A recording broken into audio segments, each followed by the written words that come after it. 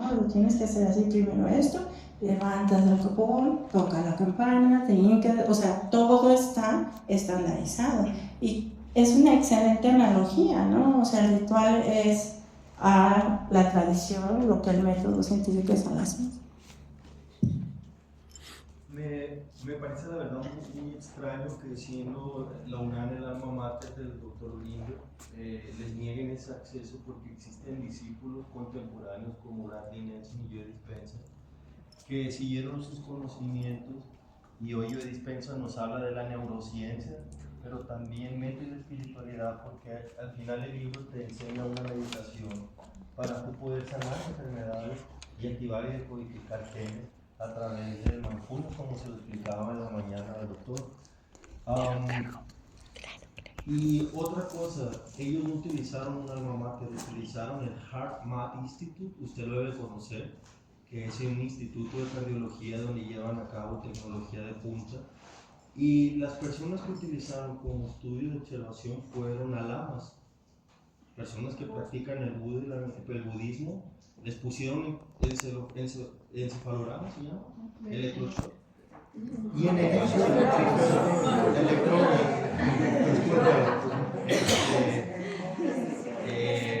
y en la gráfica dice, mostramos la actividad cerebral y los colores del cerebro de un monje del Tíbet meditando y la de una persona normalmente.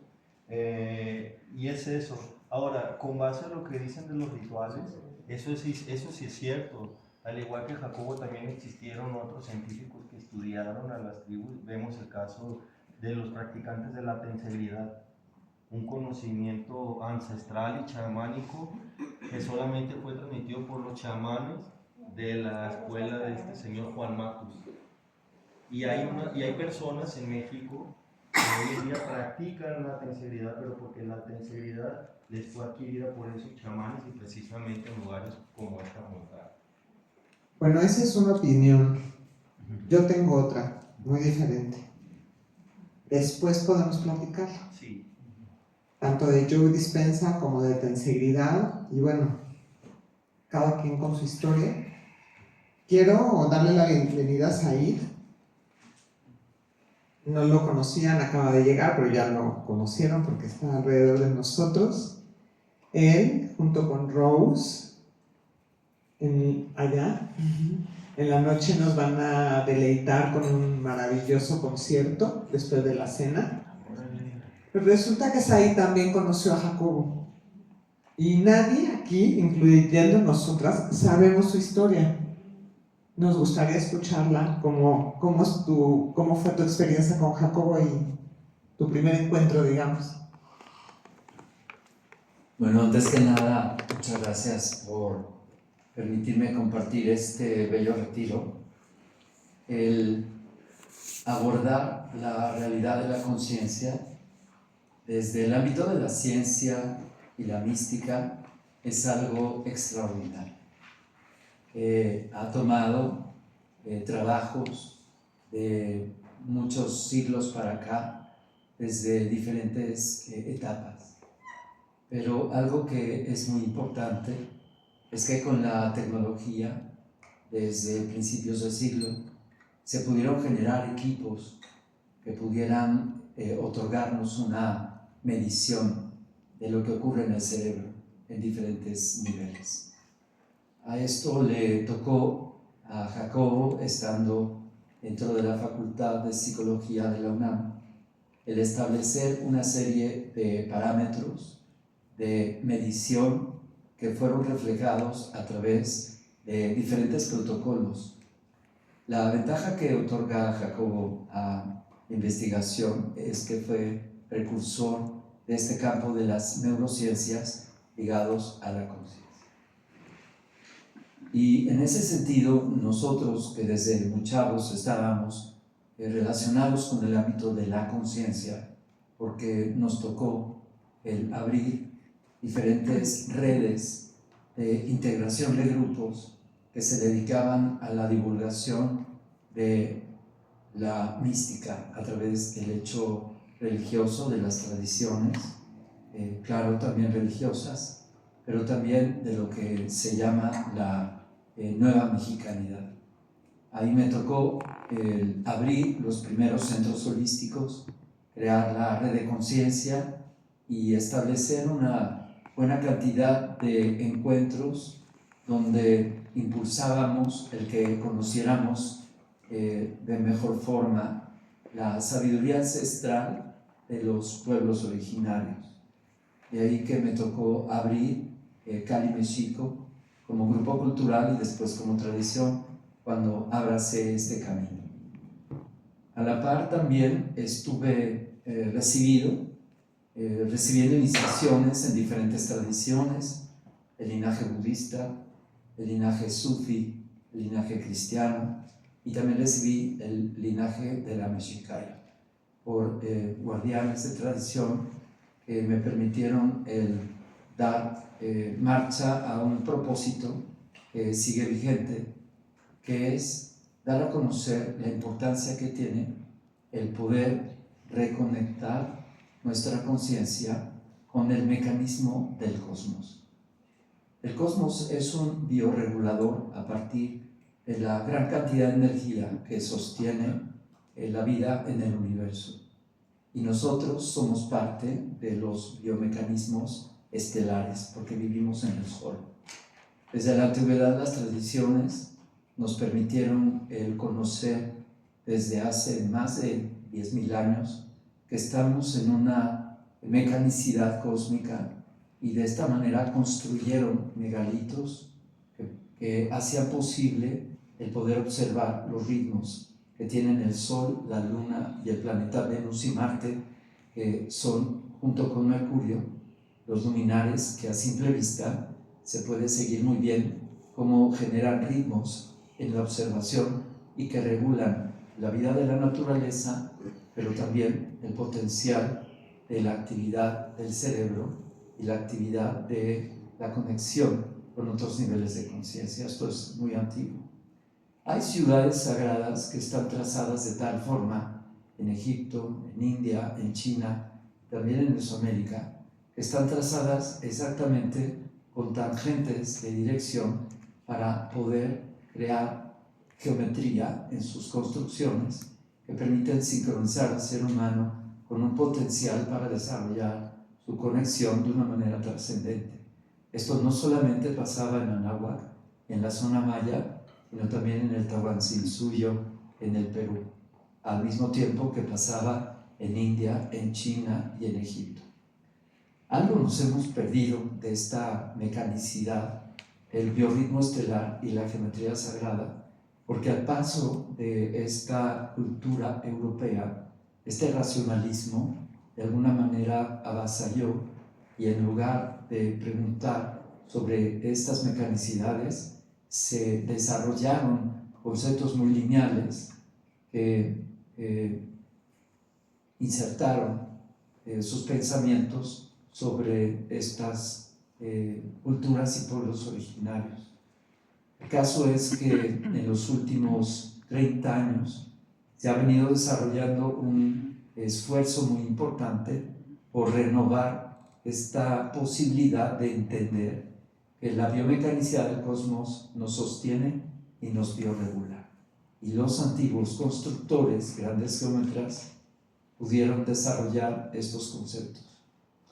Ahora bien, en términos de la medicina y también de la neurología, se hicieron grandes esfuerzos para conocer los mecanismos a nivel bioquímico. Y esto llevó a comprender que el sistema nervioso es muy complejo. Pero hay visionarios como Jacobo que pudieron indagar de manera correcta y hacer preguntas correctas en términos de que no solamente somos mecanismos que están regulados por la biosíntesis molecular, proteínas, moléculas y todo lo que el sistema nervioso nos ofrece, sino empezar a comprender que el cerebro es de alguna manera una entidad orgánica que está funcionando como un decodificador de actividades electromagnéticas. Y al mismo tiempo que genera actividad electromagnética, también hay actividad electroquímica en paralelo.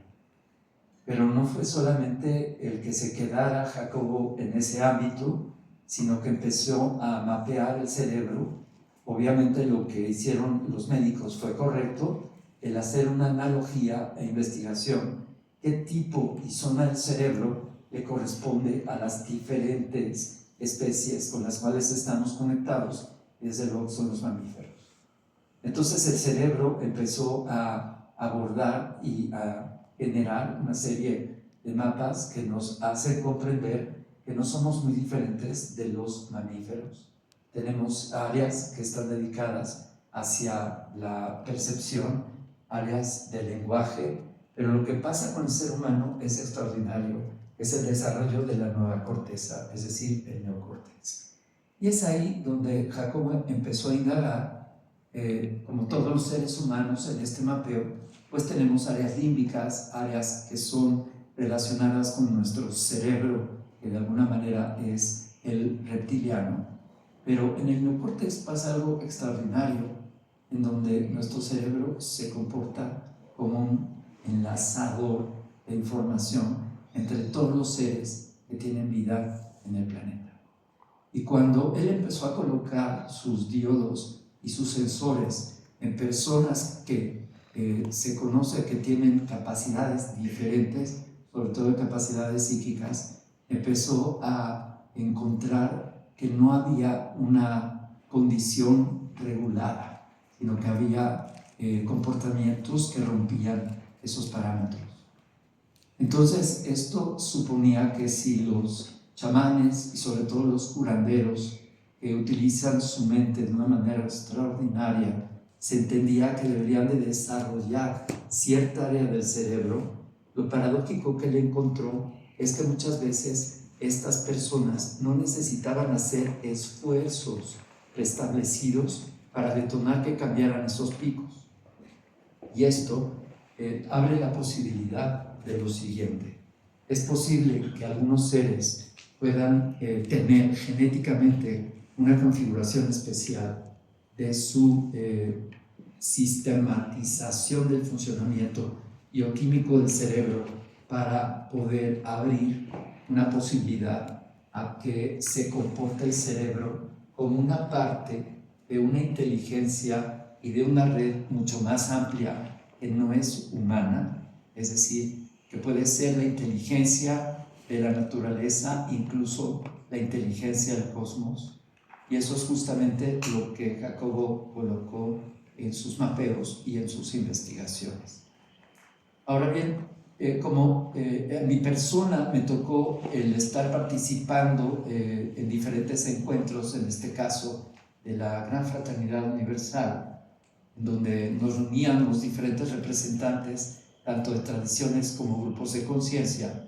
A mí me invitaban, los que coordinaban, a sostener conferencias de esta enorme posibilidad que en los años 80 se desarrollaba para generar un esfuerzo de integración entre las diferentes tradiciones y lanzando una cultura de una nueva conciencia planetaria que iba en marcha.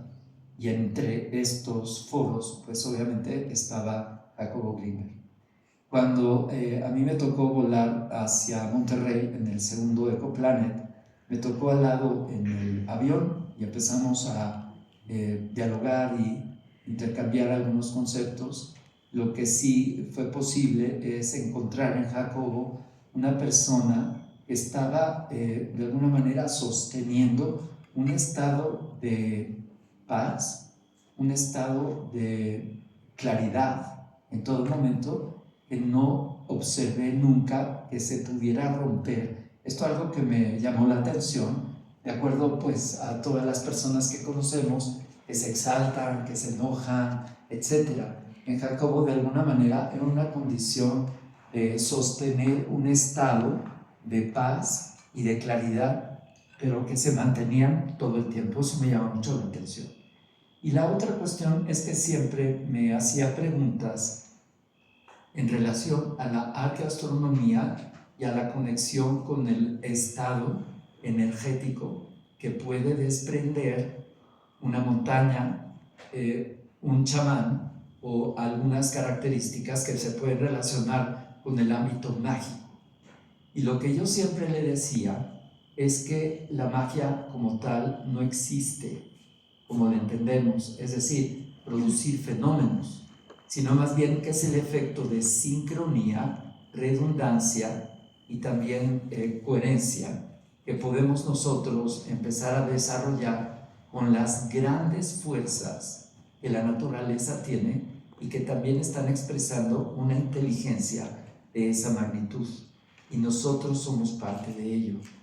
Hay personas que nacen con estas capacidades de interconexión y las manifiestan en fenómenos psíquicos bien interesantes. Pueden hacer una conexión con la energía, en este caso que entendemos, por ejemplo, como el clima, a través de sus rezos, que finalmente son evocaciones que realizan sus cerebros, para que entonces haya una respuesta con esta energía que tiene la naturaleza.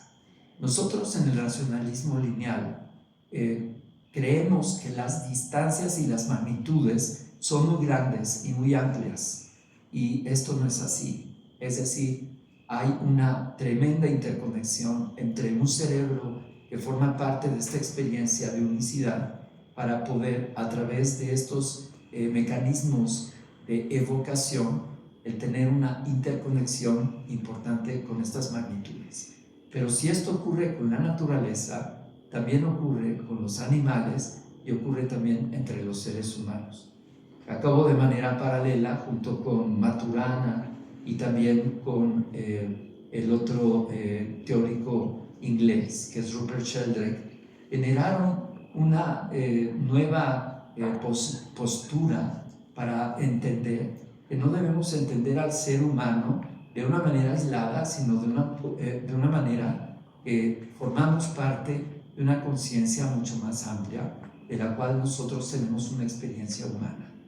Esto deja aquí la posibilidad de que nosotros somos usuarios por nuestra estructura bioquímica, pero de una inteligencia no solamente humana, sino de una inteligencia planetaria, pero también de una inteligencia cósmica. Entonces, Jacobo, una vez que llegábamos al lobby del hotel, en el momento que estuvimos compartiendo alimentos, tuvimos solamente en 4 ocasiones oportunidad de charlar, y siempre estábamos de alguna manera pues buscándonos para seguir estas conversaciones. Era muy persistente con sus preguntas en términos de estos aspectos que relacionaban la posibilidad de que pudiéramos tener elementos muy concretos de que, por un lado, el cerebro es un bioregulador que nos permite a nosotros generar nuestras funciones de carácter orgánico, pero también al mismo tiempo el cerebro es un decodificador de ciertas frecuencias, pero ya no de carácter bioquímico, sino de carácter electromagnético, que nos hacen generar estos fenómenos. Ya hoy me dio muchísimo gusto escuchar, a través de lo que decía Mira, que formamos parte de una unidad de conciencia. No importa el tamaño que tengamos y no importan tampoco las magnitudes. Eso Jacobo lo entendió muy bien. Y a mí lo que me encantó también intercambiar, porque he sido un estudioso de la Cábala desde muy chavo, era que él, como formaba parte de esta, digamos, esta conexión judía, hebrea, de alguna manera le llamó mucho también la atención la Cábala. Y entonces él encontraba, siempre me hacía comentarios, de que en la geometría sagrada que está desplegada en el árbol de la vida, la estructura que tiene el árbol de la vida, nosotros vemos que son 10 esferas. Y lo que nosotros platicábamos es que en realidad son 2 hexaedros que tienen un volumen, no solamente de 2 dimensiones, sino tridimensional, que son 2 hexaedros que están interactuando ambos siempre, pero que no solamente están fijos, sino que además están en un estado de integración con formas geométricas más amplias. Y aquí viene algo que me dijo y que nunca se me va a olvidar. en términos de lo siguiente: si hay un lenguaje que el universo puede sostener siempre desde el inicio de la creación, es el lenguaje de la geometría y las matemáticas, y por lo tanto es la física. Entonces esto es algo que está ahí en las últimas propuestas de los neurocientíficos y de los nuevos paradigmas de física, incluso de biología, para comprender que hay una rejilla sutil que todavía no comprendemos muy bien, pero para llegar a ella, un buen camino para hacerlo, además de lo que hacen los chamanes, es integrarse en estas grandiosas bandas de energía, es a través de la geometría, las matemáticas y la física, pero no la física lineal, sino lo que hoy se llama la física cuántica. Entonces, ya para cerrar, Jacobo siempre tenía esta lucidez de generar premisas bien interesantes en el sentido de que el espacio que el universo nos presenta es un espacio geométrico, es un espacio de energía que está siempre ahí, de la cual nosotros somos una expresión que no se separa de ello. Es decir, seguimos siendo geometría, seguimos siendo energía, y que el cerebro, de alguna manera, tiene comportamiento de decodificador en varias frecuencias de manera simultánea. Es decir, si observamos al cerebro, tiene la banda bioquímica, pero tiene otra que es electroquímica y tiene otra más que es electromagnética. Y estas tres están en nosotros siempre. Y aquí la pregunta que todos nos hacíamos desde muy chavos es esta: ¿será posible que todos nosotros tenemos acceso a detonar esta condición de interconexión? Y la respuesta es que desde luego que sí. Así que bueno, me tocó por los encuentros intercambiar pláticas, convivir con él algunas veces. Quedamos, porque en alguna época sí estuvimos interconectando con personajes bien interesantes, un círculo obviamente con Castaneda, en este caso personas en común, entre ellas obviamente Tony Karam, entre otras Manuel Zurita, pues ha sido muy cercano mío, es un chamán de alguna forma de muy bajo perfil, que no ha tomado medios, que no ha estado en los grupos, pero que siempre precisó de darme oportunidad de conectarme con gente bien interesante que estábamos trabajando hace ya 25 años en detonar una nueva conciencia. Así que a la fecha ya creció este movimiento, tenemos una integración con las tradiciones de México y ahora estamos empujando una ceremonia a nivel planetario que funciona astronómicamente con las Pléyades al cenit y que tiene que ver con el conteo de Venus muy antiguo de los 52 años, 520 y 1200. Hoy estamos ya con posibilidades, después de 17 años de estarla convocando y también por encargo de los abuelos, que hoy se entienda que las ceremonias más importantes que en la antigüedad se celebraron tenían que ver con sucesos cósmicos, no con sucesos del entronamiento de algún gobernante, ni tampoco con la remembranza de algunos momentos históricos que los pueblos tienen. Quiere decir que nosotros tenemos la oportunidad, si vamos siguiendo estos mecanismos cósmicos, de encontrar ciertos momentos de interconexión. Y uno de estos momentos es precisamente este fin de semana con la alineación planetaria que tenemos allá arriba en los cielos. Así que esto yo no lo he contado mucho, de hecho no había tenido oportunidad de abrirlo, sin embargo, pues es muy, muy propicio. También hoy comenté sobre el Quinam que estuvieron ustedes practicando esta tarde. Fui y soy amigo muy cercano de Frank Díaz, porque me tocó precisamente estos primeros momentos de ser parte de atraerlo a México y confirmar con él la importancia de lo que implica serpiente emplumada, que es también un código de un mecanismo estelar y humano de reconfigurar nuestra bioquímica para alcanzar una importante transformación. Esto está ahí en los códigos de diferentes tradiciones de los pueblos, y que en todo el planeta se expresa como serpiente emplumada. No solamente es en Anáhuac, en la zona maya, sino está en el Perú, está en la India, está en China, está por todos lados. Es decir, hay una parte del conocimiento que se sesgó más o menos en el año 1600, 1700, todavía había grandes alquimistas, y en los últimos 300 años hemos creado un pensamiento humano homocéntrico, cuando nosotros necesitamos retomar el pensamiento biocéntrico, justamente como Amina lo decía. Cambiemos el sentido del objeto de ser humano, nuestro origen, nuestro presente y nuestro proceso de futuro hacia una conexión de la naturaleza y del cosmos. Sengatlaskamantimiak, que no quiere decir muchas gracias. Y bueno, pues ahí tiene un poco de mi experiencia. Gracias.